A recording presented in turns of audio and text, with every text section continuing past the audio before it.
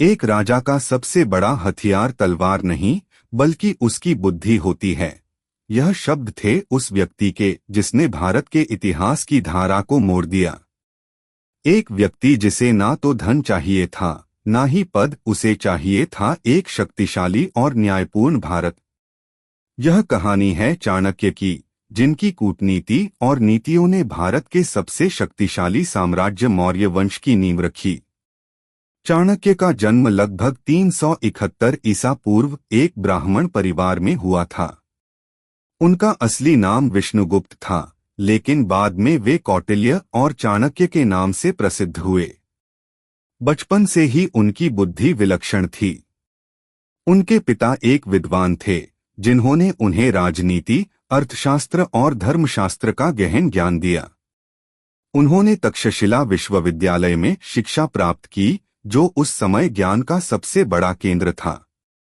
वहां उन्होंने युद्धनीति, कूटनीति, अर्थशास्त्र और राजनीति की गहरी समझ विकसित की।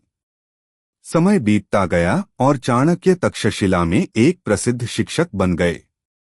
लेकिन जब उन्होंने सुना कि मगध का राजा धनानंद अन्यायी और भ्रष्ट हो गया है, तो वे उसे सही राह दिखाने के लिए पाटलिपुत्र पहुंचे।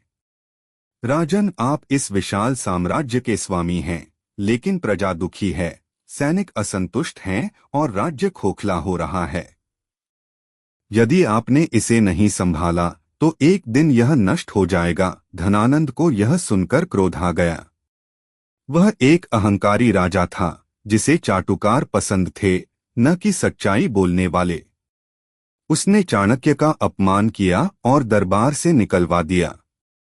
अपनी प्रतिज्ञा को पूरा करने के लिए चाणक्य को एक ऐसे व्यक्ति की जरूरत थी जो योद्धा हो, लेकिन साथ ही उनकी नीतियों को समझने वाला भी हो। उन्हें वह व्यक्ति मिला, एक किशोर बालक जिसका नाम था चंद्रगुप्त। चाणक्य ने उसे युद्धकला, राजनीति और नेतृत्व की शिक्षा दी। अब समय आ गया था युद्ध का। चाणक्य ने अपनी नीतियों का उपयोग करते हुए धनानंद की सेना को कमजोर किया। उन्होंने उसके मंत्रियों को अपनी तरफ कर लिया, सैनिकों को विद्रोह के लिए उकसाया और अंततः चंद्रगुप्त ने मगध को जीत लिया।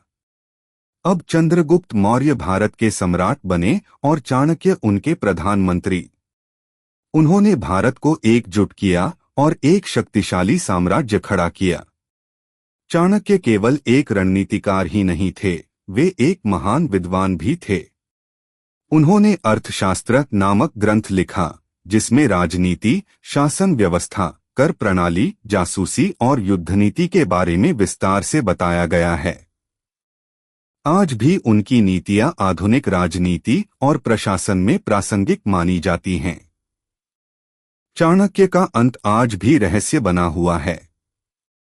कुछ मानते हैं कि वह स्वयं सन्यासी बनकर चले गए, तो कुछ का कहना है कि दरबार में षड्यंत्र के कारण उनकी हत्या कर दी गई। लेकिन उनकी विचारधारा और नीतियां अमर हैं। चाणक्य केवल एक व्यक्ति नहीं, बल्कि एक युग थे। एक ऐसा युग जिसने भारत को पहली बार एक संगठित शक्ति बनाया। उनकी रणनीति, उनकी कूटनीति और उनकी दूरदर्शिता ने उन्हें इतिहास में अमर कर दिया। अगर आपको यह वीडियो पसंद आया हो तो लाइक करें, शेयर करें और चैनल को सब्सक्राइब करें।